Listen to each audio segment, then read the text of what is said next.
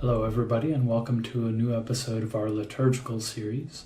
Today I want to talk about something that's fairly important and that's not very well understood, but something that's affecting us now, and that's going to be something that affects us, especially in this next year, not receiving from the chalice because of the virus and all of that. We've had that for a while now, and that's continuing.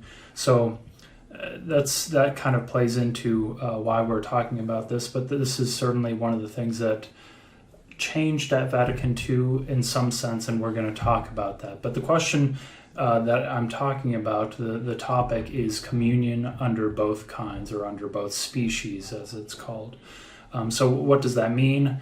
It means, so to receive communion under a certain species means, so when we receive communion, we're receiving the body, blood, soul, and divinity of Christ, right? We're receiving the person of Christ. So what that means is you receive the whole Christ. Now, you can receive the whole Christ either under the appearance of bread, which is, in technical terms, we say under the species of bread. So the species being kind of the qualities of bread. So it looks like bread, it tastes like bread, etc. But it's not bread. That's Christ that we're receiving.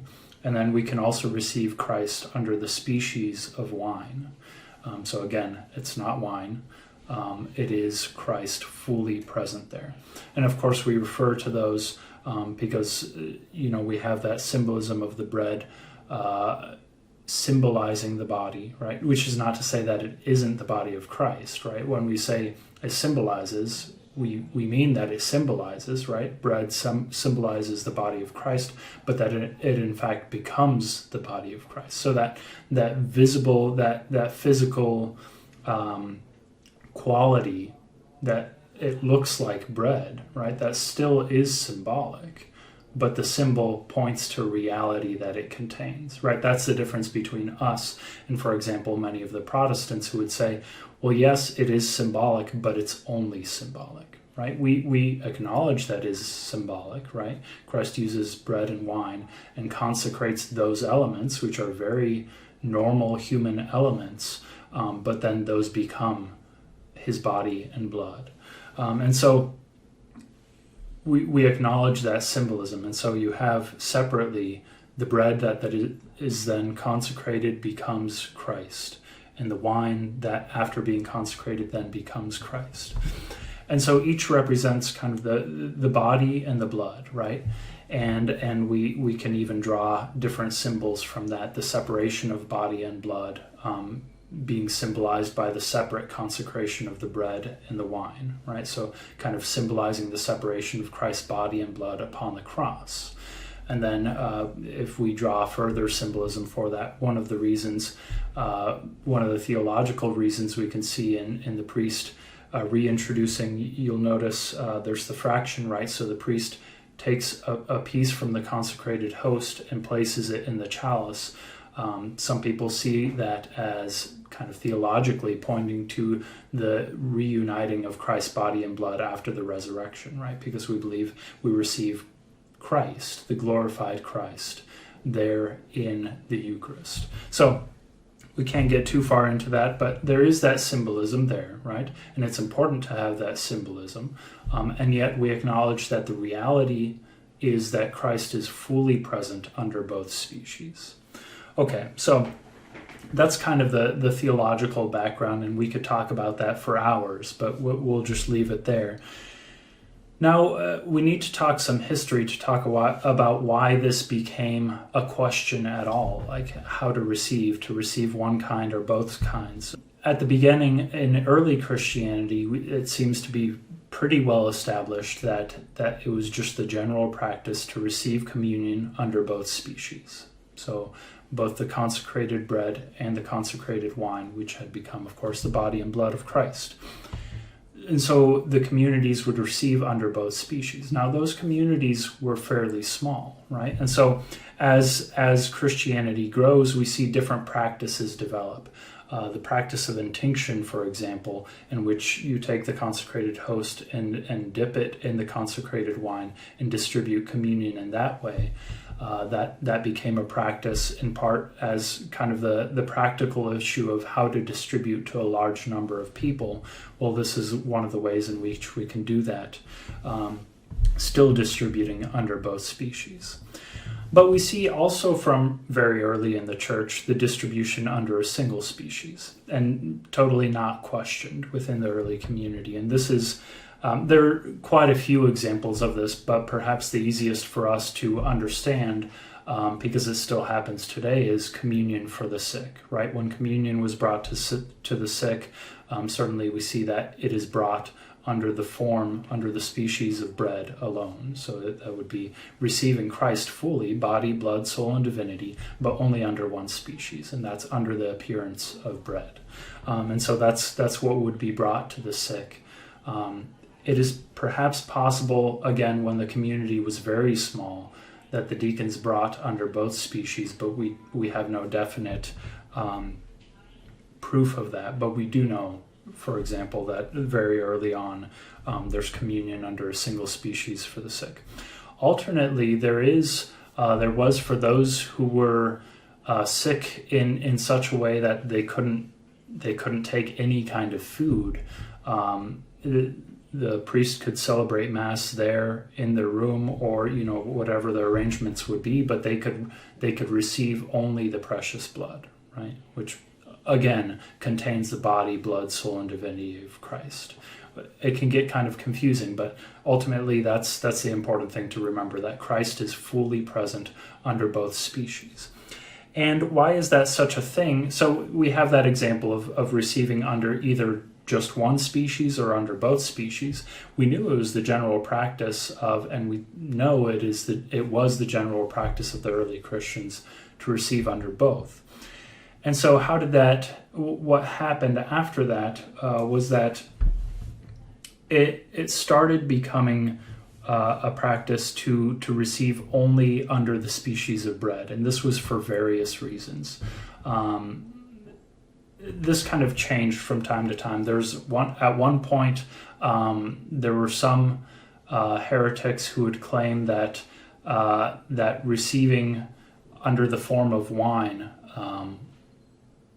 was evil, right? That was a crazy heresy. I believe it was the Manichaeans. So it kind of involved other strange beliefs, but that was one of their beliefs. And so at that time, in response to that, the practice was obliged that you had to receive under both kinds, right? And so the church changes practice of receiving in terms of, how do we deal with where people are at? And if people think it's wrong to receive the precious blood, to receive the Eucharist under the species of wine, then we need to correct that by having people receive under both species. So at that time, for example, it was obliged. But later on, you had the problem of groups that basically said, look, if you don't receive under both species, then you're not receiving Christ, or you're not receiving grace necessary for salvation from the Eucharist. And so the church said, no, that's not true at all. That's never been what we believed. And so at that time, it was instituted that you would receive under the species of bread alone. Now, that practice had already become common for other reasons in the church, primarily that it was easy to spill the precious blood, which is something we want very heartily to avoid. And just other difficulties involving distributing the precious blood to a large number of people, right? You can imagine it becomes a lot easier to treat the Eucharist with less reverence when you're doing that, which we still see.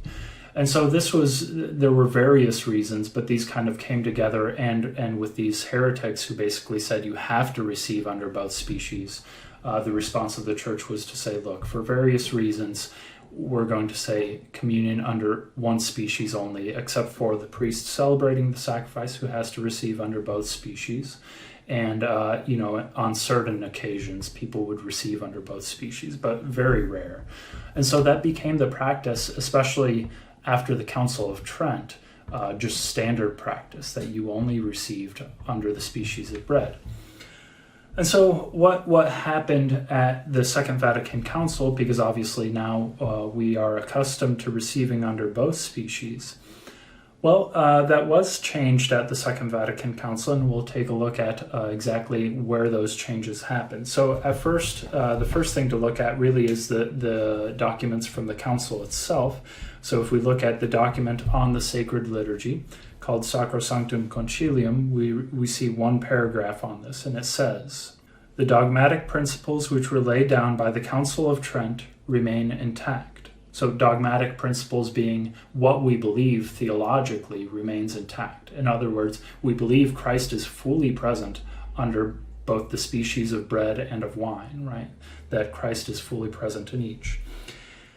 So those principles remain intact, of course. But those remaining intact, communion under both kinds may be granted when the bishops think fit, not only to clerics and religious, but also to the laity, in cases to be determined by the Apostolic See. For example, to the newly ordained in the Mass of their ordination, to the newly professed in the Mass of their religious profession, to the newly baptized in the Mass which follows their baptism. So here, again, when we look at what the Council is saying, the Council is laying down principles by which later on the amended rites of the Church will be based on those principles, right? So it's not, the Council isn't determining these are the exact cases in which this is going to happen, but it's giving it the examples of how these changes might occur. So these changes haven't happened yet when this is promulgated. This is just saying, look, this is one of the things we're going to look into and we're going to bring changes into in the new rite. And so this is kind of the idea of what we're doing. It's basically saying we're going to open up receiving under both species to more cases. But the kind of cases it mentions are, for example, those who are ordained at the Mass of their ordination, those who go into religious life at their profession, and the newly baptized when they're baptized. So these are very, very specific cases where you would receive under both kinds. Okay, so that's what the Council says. It's basically saying we're going to open this up a little bit. So where does that go in terms of how that becomes implemented in the new rite, which is approved by Rome? So that this is following kind of what the Council said. This is the actual application of it. So this is in the general instruction of the Roman Missal, and it's number 281. And it says, Holy Communion has a fuller form as a sign when it takes place under both kinds.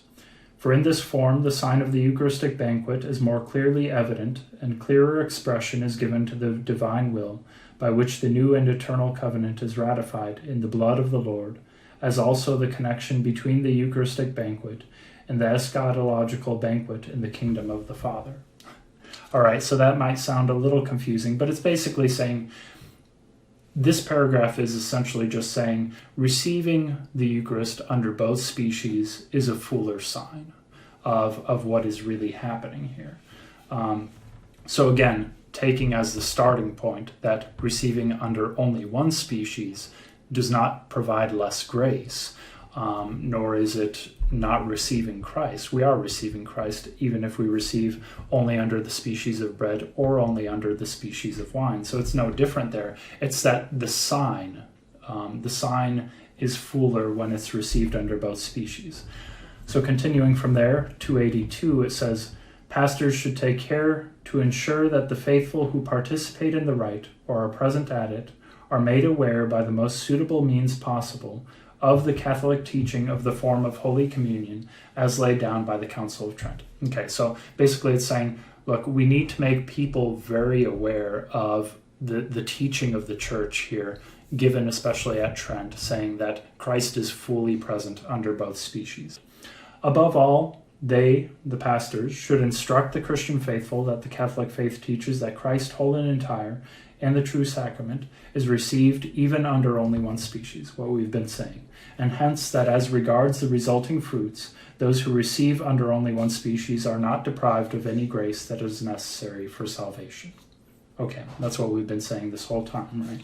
And it's basically saying that as we move towards opening this up to receiving under both species, it's important that we strongly emphasize that receiving under only one species is receiving the whole Christ, and that we're we're not missing something if we receive under only one species. Okay. Furthermore, they should teach that the Church, in her administration of the sacraments, has the power to lay down or alter whatever provisions, apart from the substance of the sacraments, that she judges to be more readily conducive to reverence for the sacraments and the good of the recipients, in view of changing conditions, times, and places. All right, so what that means is essentially we should be very well aware as faithful Catholics that the Church has the authority to establish, for example, how we receive communion. And how that's established will depend on conditions, times, and places. So if you have a heretic saying, look, you can't receive under one kind, you have to receive only under the species of bread because under the species of wine is bad, right? Then the Church responds to that by saying, okay, we're all going to receive both species, right? When on the other hand, you have people saying you have to receive both, otherwise it's not good enough, the Church says, okay, we're all going to receive under only one species. So the Church can emphasize the true faith for certain times and places based on how we receive the sacraments. So the Church can change, obviously not the sacraments themselves, but how they're carried out, in not in their essential aspects, but in these questions that don't affect the essentials of the sacrament. Okay, so the Church has authority to do that, and she does so for the sake of understanding the faith and having reverence for the sacraments. Very important with regards to the Eucharist. However, at the same time, the faithful should be instructed to participate more readily in this sacred rite, by which the sign of the Eucharistic banquet is made more fully evident. So in addition, this is the next point, 283 in the germ. In addition to these cases, to those cases given in the ritual books, so there's already specific cases where people can receive under both kinds. Communion under both kinds is permitted for priests who are not able to celebrate or can celebrate Mass, the deacon and others who perform some duty at the Mass, and members of the community of a conventual Mass or the community Mass, along with seminarians and all those engaged in a retreat or taking part in a spiritual or pastoral gathering. Okay, so this already kind of widens it quite a bit, that these are cases in which communion under both kinds is now permitted by the Church. So that, I mean, that leaves open a lot of possibilities, right? So priest and deacon we see very often. Obviously the celebrating or concelebrating priests always must receive under both kinds for that full sign of the sacrament. But even priests, if a priest were to attend without concelebrating, they could also receive under both kinds, the deacon. And then members of, so this would be of like religious communities, for example, seminarians in the seminary, and those engaged in a retreat or taking part in a spiritual or pastoral gathering. So if there's a specific gathering outside of kind of the usual events like parish life, outside of that, then in those events it's permitted to receive under both kinds. And I would suspect the idea here in part is if you have a smaller group of people, it's much easier to receive under both kinds. And so, you have this allowance to make it available. Again, this is not the Church saying you have to receive communion under both kinds in these cases. It's the Church saying we're going to allow you to decide to do so at this point. But it goes on to say, the diocesan bishop may establish norms for communion under both kinds for his own diocese.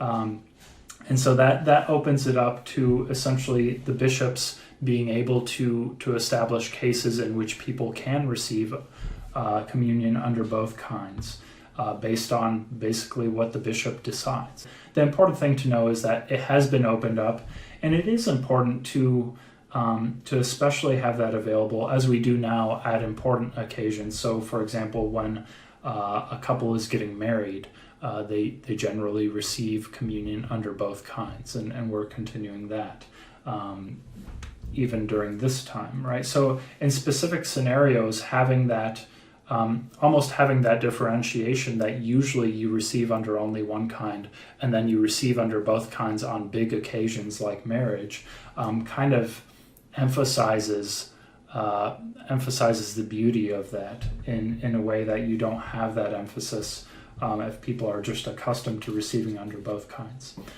Another kind of difficulty here is that receiving under both kinds at one point was very easy in terms of having people to distribute communion because you had enough ordinary ministers of Holy Communion, meaning priests and deacons, right? So you might have at one parish 4 priests, for example. And so even priests who are not there to celebrate or can celebrate the Mass would show up kind of at communion time and help distribute.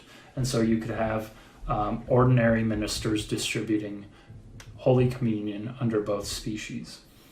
One of the difficulties now is that to distribute under both species to a large crowd especially, you introduce a lot of extraordinary ministers for distributing Holy Communion. And that's a separate topic, but that's something that the Church really wants to generally avoid, introducing extraordinary ministers except in cases of real necessity. So we'll talk about that in one of our videos as well. But that's one of the several difficulties that come up with this question. So an overview, what has happened at Vatican II, the kind of strict keeping to distributing communion only under the species of bread was removed so that it's now easier there are allowances for receiving under both kinds. The Vatican Council envisioned that being very specific situations of great celebration. And then in the germ that's widened a little bit to include even like people on retreats and stuff like that. But then it also says the bishops can decide. We have that allowance from our own bishop, but we know of course that in a sense we could say it was decided by the bishops as a group because we know that all of the dioceses of the United States that I'm aware of still allow communion under both species basically in any circumstance where we have Mass.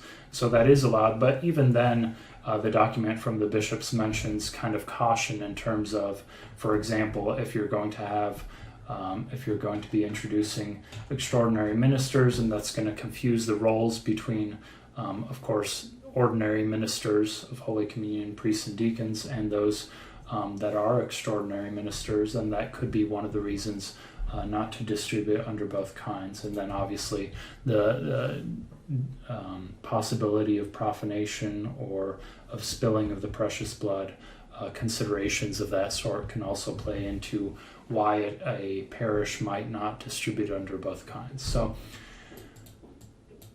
I guess in conclusion, the possibility to receive under both kinds, which was the practice of the early church, especially because the communities were very small and it was more possible to do in a reverent way, that practice has been opened up as a possibility again by the Second Vatican Council.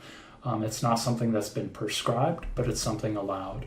And certainly the Council, above all, envisions that practice being used on very special occasions, as we do see it being used, for example, at marriages, at baptisms for adults, although generally we have communion under both kinds for everybody, for example, when we bring the people from RCIA into the church. But certainly if we didn't have it under both kinds for everybody, we would have it for those candidates. So that's when the church really envisions that ideally that would be available. The widespread use of it doesn't seem to have been envisioned by the council, but that's kind of where we're at, and that is by allowance of the bishop, if nothing else. So that is there, but it's not a necessity, and it's important to keep that in mind, especially during this time when we can't receive under both kinds, but we are receiving still fully Christ under one species, right? And in fact, at times I've consecrated a separate chalice during this time for those who can't receive under the species of bread for whatever reason, and I'm very willing to do that at any Mass. But I guess that's all there is to say about that. If you have any questions, let me know and I'll answer them as best I can.